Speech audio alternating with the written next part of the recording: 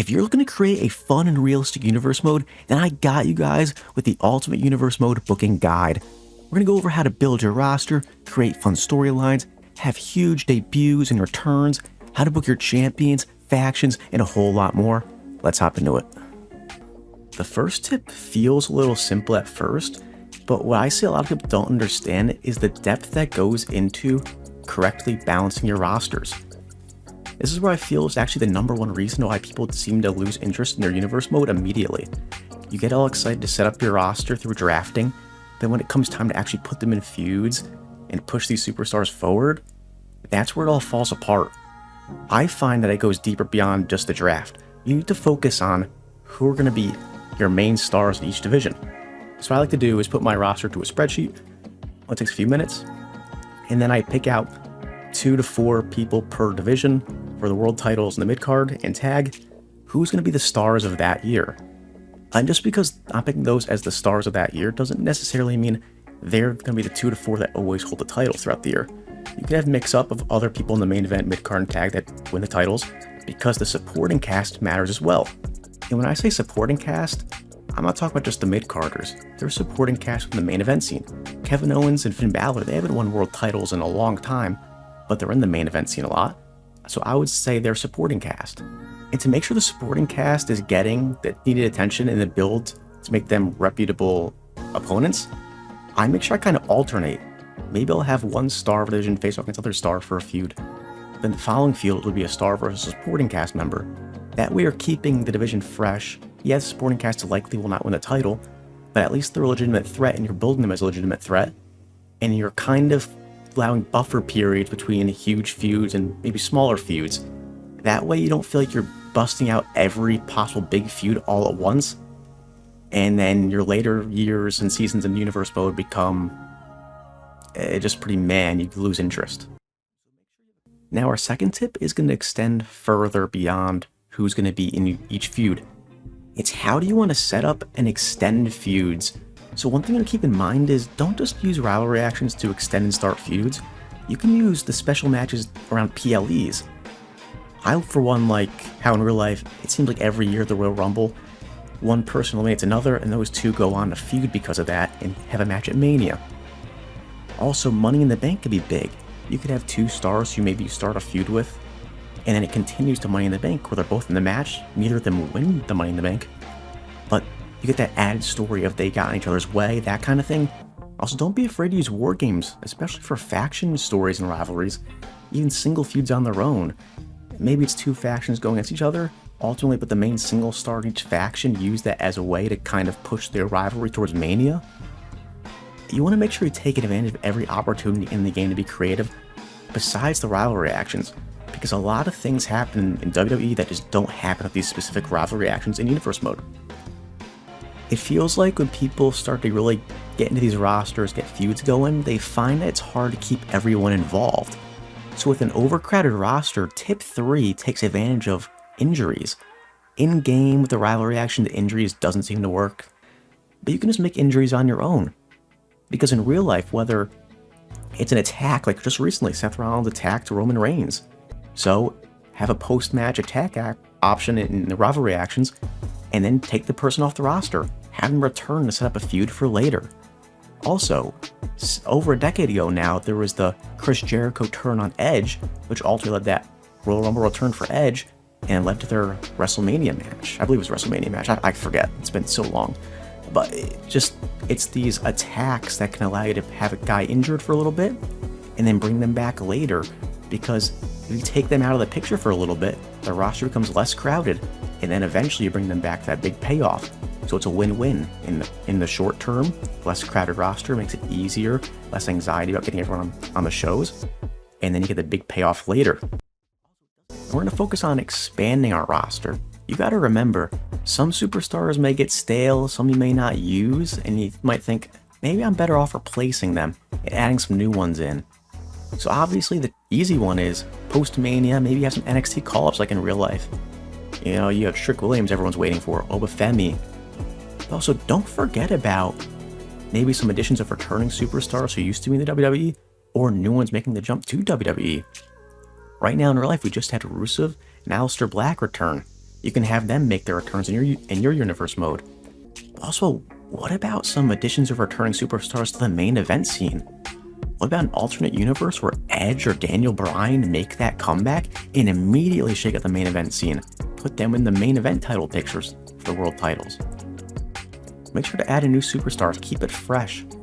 Whether it's a post-WrestleMania, Raw after Mania push, maybe something for SummerSlam, maybe to build up a surprise entrance in the Royal Rumble. The first way ChatGPT can help you out is if you have two opponents ready to go for a PLE match, but you're not really sure what the build should really be about. For my example, I have Jey Uso, who's the World Heavyweight Champion, and he's going to take on Finn Balor at Money in the Bank. You know, this is a B-level pay-per-view, it's in between big matches of Gunther and then probably in real life Seth Rollins SummerSlam, so you're expecting Jey Uso to win, but you want to create it to be an interesting rivalry even if you pretty much know you're going to have Jey Uso win. So for this, I'm having trouble coming up with something on my own, so I decided let's give ChatGPT some background on this match, give some background on Judgment Day, and then we'll let it take the reins. Tell me what a good idea for the story should be, and let it play out. I think it's a good idea in your prompts to include as much background information as possible. I didn't really do it in this prompt just because it's an example, but if you have something that's a reason for Finn Balor being the challenger, maybe a long win streak, maybe trying to finally regain a title after, almost a decade, add that in, make sure your prompt is well structured, well thought out, because it can give some really cool stuff. But even if you don't go too much into detail on this sort of thing, it gives you some really cool stuff. Like, it did a good job of including different members of Judgment Day. It even, towards the middle, added Sami Zayn, who's Jey Uso's ally in real life, into the mix. And that makes it a little more interesting because maybe you didn't have anything to do with Sami, so now Sami's involved in something. And ChatGPT just does a really good job of making your universe mode feel more alive by incorporating even someone like Cody Rhodes, who I didn't even ask it to. If you wanted to, I would say, if you wanted specific superstars to randomly enter the rivalry, get involved, put it in the prompt, but even if you don't, it could still happen. And ultimately, this is a lot better than what I would have came up with. And ultimately, I think this is something that you all should use if you don't really have a reason for two people needing to fight, but you want them in a PLE match. The next way you can use ChatGPT to help you enhance your universe mode is by, instead of focusing on maybe 1 month PLEs, little short-term storylines, you can also use it to come up with some really great long-term storytelling. In this example, I decided to do a 3-month-long rivalry where I helped Jacob Fatu really enter that main event scene while also making Cody Rhodes look like the star that he is. And I have it actually starting at SummerSlam, an A-level PLE, going all the way to Bad Blood, incorporating different match types, and I made sure to give this prompt some depth to it. You can even give it more, build up maybe Jacob Fatu and say how great he is as a US champion, how dominant he is, how maybe in your case he overtook Solo, certain things like that to kind of build him up to give ChatGPT more to work with. For this example, I didn't go too in depth with it, I just made sure it understood that 4 Raws before each PLE, and then I wanted it to end in the Hell in a Cell match at Bad Blood. So if any specific match type you want included in this, make sure to include it in this as well. And then basically just let it do its thing. It did a great job of including different types of promos, backstage interviews, and then different matches incorporating different superstars. Even had Solo help at one point, even though I didn't even ask it to, but did a great job of understanding who's involved in his alliances in the Bloodline. And then it did a great job of developing each match. It went from a regular match and to, I believe, like a Street Fighter no DQ match, and then ultimately it correctly had that Hell in a Cell match. So make sure to add your depth, but also another way to go about this besides telling it you go on a 3-month feud, because this seems maybe a little bit too played out for you, maybe too rehearsed and structured. Another way you can go about it is do the same thing you did the last prompt in part 1, which was just have it do a month-long feud. And then once you do that, maybe put the results into a new prompt and tell it, okay, now structure the second month of this feud as it's going to continue. And then you play it the second month. Maybe insert the results of that into another prompt and have to do a third month. That way, maybe you don't know the entire story from the beginning, and it's more exciting for you to go month by month and keep telling it to add to the feud. That's another way to do it, but for me personally, I like just telling it to do the 3-month feud, plan it all out ahead of time, and then make some changes where I need to if it seems a little bit weird. But ultimately, it's a great setup, and being able to tell ChatGPT come up with a 3-month storyline helps you plan in advance. because now you know what your Hell in a Cell match is going to be, so now you know which feuds should not be in that match type at that PLE, and it helps you really be more constructive and figure out your plans for the future of your universe mode. ChatGPT could also do a great job of enhancing your universe mode with promos. So in the last 2 parts of this video, when you ask it to come up with a 1 month or 3 month long story, something like that, it lays the plan out for you, but when it comes for promos, it just gives a quick 1-sentence description of what the promo is, but doesn't actually fill in the entire promo of text in the back and forth. So for this, when this comes up in my universe mode, I will then go into ChatGPT, I'll create a new session, and in there I'll give background on the 2 superstars. For an example, here we have the Intercontinental Champion Dominic Mysterio and the challenger Sheamus. I gave background on how Dominic won the Intercontinental Championship and how Sheamus, he's been searching for this title for a long time, not having won it yet, where he's lost it, things like that, to give ChatGPT some background on what to really talk about. So this is how you enhance those promos. Now I'm just going to scroll through it really quick. You can read it on your own. It does a great job of referencing what I've been talking about, like how Dom won against Breaker, Balor, and Penta, and how, Sheamus has never won the IC title, how he's lost it. Everything's referenced, and it does a great job of really fleshing out what you're seeing on your screen when you just do the quick universe mode promos, because there's no talking, no text, obviously. So this gives you a good idea on how to enhance your promos, but you got to make sure you obviously add in that depth in your prompt to make sure ChatGPT does a good job of explaining what you want to see in your story mode based on the story you're telling or the story that ChatGPT already told you to tell. Another way ChatGPT can help you find the challenger for one of your champions, you can just give it some background on each potential challenger, and then have ChatGPT come up with a different storyline to start that feud with each challenger and pick out the best one. In this example, I have Money in the Bank coming up for John Cena's WWE title. I have CM Punk, Drew McIntyre, and LA Knight as all potential opponents. So I gave background on each. Like for CM Punk, I mentioned they're longtime rivals. Punk got pinned by Cena at Elimination Chamber. Then for Drew McIntyre, he's been dominant recently, got to win at Mania. He keeps getting screwed over in a lot of chances that he has. Like he got screwed over against Damon Priest a couple times, at least he believes that. He had the CM Punk feud, he believes screwed him out of the world title picture, stuff like that at Mania when he got cashed in on. And then for LA Knight, he's not a younger superstar, but he's only been here for a little bit. Had a couple of US title reigns, and he's trying to really reach the mountaintop after his long career so far and finally getting to the WWE. So with that, I allowed ChatGPT to create storylines based off of all the background I gave, and it gives really good ones. Obviously, make sure that you include the time frame for each build-up, because some PLEs obviously have less Raw and SmackDowns in between each PLE, so make sure you also incorporate that to make it line up with your universe mode. And with that, I got some good rivalries going. I gave a great one for CM Punk called The Last Chapter, which include everything I explained. Same thing with Drew McIntyre, Robbed and Reloaded. And then for LA Knight, yeah, versus Legacy, that one I thought was cool. And did a great job with LA Knight's character, at least in the description to come with this rivalry. So I think for my universe mode, I'm going to go with LA Knight, make it fun, mix it up on that build up to SummerSlam. Let's take a look at when you should be booking your title matches. For the world titles, these should rarely be booked on weekly shows. In real life, this past year, it feels like WWE has way overdone it with world title matches on Raw and SmackDown. I personally think you should really only have them when it makes sense to push your rivalry. Really only when it's necessary, which is probably only a few times a year at most. Each world title should really be consistently on PLEs outside of the couple opportunities for Raw and SmackDown. So for me, I like to have each world title be on 2 of every 3 PLEs. They don't need to be on every single PLE, as it could be overdone. And then also you have Crown Jewel, which is now Raw Champion versus SmackDown Champion. You also have War Games, which maybe you want a champion in there. So it's hard to have them on. It's hard to have each world champion on every single PLE, because there's 11 or 12 each year.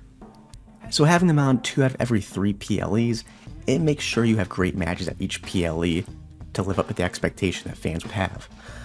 Then for your mid-card scene, since mid-cards aren't as prestigious as the world titles, and PLE cards really only have so many matches and so little room, to be honest, for a lot of matches, they should be definitely defended on some PLEs, but they should also be defended a lot more on weekly television than the world titles. I personally aim for every mid-card title in both the men's and the women's division to be defended on about one of every 2 or 3 PLEs. The 2 or 3 depends on really how strong that division is that year. If it's a weak division, 1 out of every 3. If it's a strong division, 1 out of every 2. Since the mid-card titles aren't being defended on each PLE every month, it obviously means you shouldn't have them be defended less often and just take advantage of Raw or SmackDown. If you have a mid-card title match on a Raw or SmackDown, it could be a great way of making a go-home show feel special before a PLE. Make it the main event the night before Elimination Chamber, the night before Backlash, whatever it is. Make the build of that PLE even more special with a huge mid-card title fight in the main event. Then for your tag titles, this will be pretty similar to your mid-card titles. They aren't very prestigious, but they are a great way to have a change of pace for your cards besides your singles matches. And there are 3 tag titles across the men's and women's divisions and both brands. So what I like to personally do is I have each set of tag belts defended, usually on about 1 of every 3 PLE bases. So basically, this is a great way of having a chance to show them off at a PLE, but at the same time you have a 2 months buffer in between a PLE month build-up, which that basically allows you to have great weekly shows where you really develop each tag team. You make sure their storylines developed into bigger tag feuds for that 3rd month where they are on a PLE. And it's a great way of making sure you're building it into a worthy rivalry that should be shown on a PLE, with a great build-up of all the tag teams getting into it in those 2 months building up to that 3rd month PLE. Another thing when you're utilizing your vision, you want to make sure you have an idea of how long you want each champion to have their reign for. You don't need to have an exact timeline, but a rough estimate is pretty helpful. It just helps you plan out your next future champion. Because when you have an idea of who your next future champion will be in a timeline until they eventually maybe win that title, it gives you time to also build up their resume as well, as they beat other supporting cast members and maybe even some top tier threats. So that when they get the opportunity to fight for that title at a PLE or a main event weekly show, they're seen as a legit title contender and someone who could actually take the belt off your current champion. So when you go to book factions, the first question you have to ask yourself is, what motivates them? What is their purpose? Is it titles? What divisions are they in going to dominate? What's their end goal? You need to know that purpose. Think about the Shield. At first, it really wasn't about their own titles, gaining titles. It was about justice. They felt that CM Punk should be champion, so they held him out for a bit. And they really didn't want corporate to be affecting anything else, making changes that weren't just. Now think about Seth Rollins and his new faction. They're supposed to be the future of wrestling. That's their purpose. Seth Rollins, he wants a world title. And then you think about what does like Braun Breaker and Bronson Reed want? Do they want to dominate the tag division because they're the future? Do they want the mid-card titles? So when you're booking these factions, their booking needs to align with their purpose. If they're chasing titles, they should go after the top superstars who are chasing those same titles, while also making their presence known to the current champions. Think about Seth Rollins' new group targeting Jay, but also feuding with CM Punk and Sami Zayn, who are competing for a title shot in the King of the Ring. By focusing mainly on the competition at first, it will give this new group legitimacy with each big win in the divisions that they're focusing on, which then that would further their storyline of them coming for titles. Another great way to book factions is with faction wars. Think about how the Bloodline fought the Brawling Brutes with Kevin Owens and Drew McIntyre at War Games, and I think, was it 2022? Put aside KO and Drew for just a second so we can focus on the factions themselves. The build up to this match, with just the factions, with the Bloodline injuring Sheamus, and also having the tag title feud with the Brawling Brutes, using these months of feuds by each part of the faction against each other, it really built for that massive payoff at the War Games match. So think about how main eventers, mid-carders, and tag teams for both men and women within your factions can continue to push a longer story for the faction supremacy angle. This big payoff with a winning faction can then push them to title opportunities. But also, with the losing faction, maybe now you see some friction and even a breakup possibly. That gives you even more stories to tell. How would you go about setting up these ways to book factions within your universe mode without there being any specific faction rivalry actions? It's actually not very difficult, but it does take a little bit of creativity for it to all kind of make sense and flow together correctly. So within Universe Mode, you have the 1v1 and 2v2 rivalry actions, and they can still give you the ability to create some great storylines for your factions, and there are a number of great ways to use them to start a new rivalry for your factions. If a faction member sees another contender aiming for the same title that they want, you can use a distraction rivalry action as the starting point to force that other superstar's eyes away from the champion that they're focused on. You can then continue with the distractions, like the manager distraction, for example, to help incorporate more of your faction into the storyline besides your main faction superstar, and this will then help further the rivalry a bit, or you can take it in a totally different direction. Ambush and brawl rivalry actions can be a great way to move a faction rivalry further along, especially when you're getting close to a PLE, as it'll help increase the tension with attacks rather than little distraction actions. In real life WWE, we see a lot of factions using the numbers game to help beat up on the opposition, whether it be during a match, end of a match, a promo, etc. Think about the Judgment Day, think about the Bloodline. They really use that numbers game to hold dominance in championships for a long time. So unfortunately, there's not really a great way to do this in Universe Mode right now, between rivalry actions and just how it all works. But there can be a little bit of a workaround. To try and mimic this, you can actually use the Backstage Brawl match as a way to set up a 2v1 Backstage Brawl match, and that allows your faction to use the numbers game to attack a different superstar backstage. And this could be a great way to set up the end of your go-home show, as the faction would then have the last laugh and have all the momentum go into a big PLE match. What's interesting with the backstage brawls is they can actually be a great way to start a rivalry too, instead of close one out before the PLE. Rather than, your typical distraction that I talked about and how I see really most people use to start pretty much every rivalry for the most part. This is a great option for a more ruthless faction, as it can be a great way to change the pace of how most rivalries start, as it allows the faction to make a statement with that first attack, but also making it feel like the attack and the start of this new feud that's occurring came out of nowhere because there was no prior interactions. I feel like this is an explosive and exciting start that shouldn't be used very often to start a faction rivalry, as it would lose its uniqueness and excitement if it's done, too much.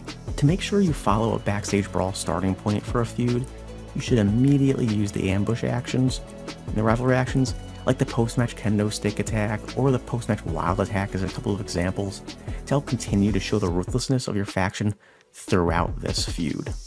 One thing that I feel people really miss when having faction rivalries with other superstars is that they mainly focus on the factions having rivalry actions, but not on the other superstars in this feud getting the upper hand with rivalry actions. So a great way for a faction's opposition to get the upper hand is by using the ringside guest removal option from the distraction section of rivalry actions. Another way is to set up a 1v1 backstage brawl where you have the faction's opposition get revenge with an attack on a faction member. A third way that I like to have the opposition push back at a faction is through the pre-match revenge attack option in the attack section of rivalry actions. These are three great ways, honestly, that allow the opposition to get the upper hand, get their own attacks in, revenge, all that kind of thing, in three totally different ways, as it adds a lot more variety to how the opposition could attack factions within these feuds, and really that helps make each rivalry feel different if you really mix it up with each feud. Now, to come back to more of the faction versus faction stuff I talked about a few minutes ago with the Wargames stuff, if you're doing a faction versus faction rivalry heading into Wargames, it becomes a little bit different when you're really booking that build, but it's really not much harder to do and not really very difficult. You really want to do something similar to how I discussed a couple minutes ago about the similarities between starting rivalry with the backstage brawl and then turning it into attacks and ambushes as a way to show ruthlessness. That's kind of how you really want to start and build this rivalry for Wargames, because it's, a huge gimmick match where two steel cages, right? So it's a ruthless match, so you want a ruthless build. But one way I would change this kind of build is I would add in the post-match steel cage fight option from the attack section of the rivalry actions. And I'd want to use this more on the go-home show as a way to kind of mimic the Wargames gimmick at the end. I know obviously this is only one cage versus Wargames being two, so it's pretty different obviously, but the feel is nearly the same. And it could be a great way to end your final go-home show as you head into the Wargames PLE for a faction versus faction rivalry end. Now let's talk about how to create factions for your own universe mode. You want to start with the why. Why are these superstars coming together? Is it because they have no direction at this point? Do they have a similar goal? Or do you just want something to shake up your universe mode with a huge fresh storyline? Think about Seth Rollins adding Braun Breaker and Bronson Reed and Paul Heyman out of nowhere. It was just a huge shakeup. And that really comes back to your purpose, because if they have a similar goal, like chasing titles, then obviously you can have your main member win the world title or go after the world title. A mid-carder maybe go after a mid-card title. If it's tag teams involved, go after the tag titles, that kind of thing. Or is it like a justice group like the Shield, where maybe the titles aren't necessarily the focus at first? They're just focused on getting justice for the company or how they feel justice should be in the company, before eventually maybe they think justice is them being champions and going after titles. So think about that when you're choosing the superstars. Does it make sense for why they're coming together? Then think about their roles. So obviously roles are like, I'm talking main eventers, mid-carders, tag teams for both men and women, and managers. Do you have a fitting amount of maybe each? Not all factions are built the same. You could have multiple single stars, one single stars and tags. You just want a good mix of different superstars, main eventers, up-and-comers who are mid-carders, tag teams. Everything should flow and make sense so no one's stepping on each other's toes within your faction. But maybe eventually they evolve to stepping on each other's toes, similar to, Finn Balor, Damian Priest, Finn Balor, Dominic Mysterio, that kind of thing. Then focus on personalities. Everyone's personality shouldn't be the same. What was great, I think, right now, or I guess not anymore, with Judgment Day was you had a lot of personalities. You had leaders, you had Rhea Ripley before and Damian Priest who were kind of leaders. You kind of had cowards like Finn Balor, and you had the comedic characters, and Carlito, sadly no longer here, but Dominic Mysterio is kind of comedic in some ways. So you want a good mix of personalities. It shouldn't all be the same. And that goes for their look too. I think color schemes and kind of schematically their look should be similar, but they should have their own personality in their look as well. Think about the Judgment Day, I guess, as well. Their looks were similar. They had the black and purple kind of scheme, but they also kind of had their own gear and looks that made them unique. So similar color schemes, similar vibes, but still different and unique.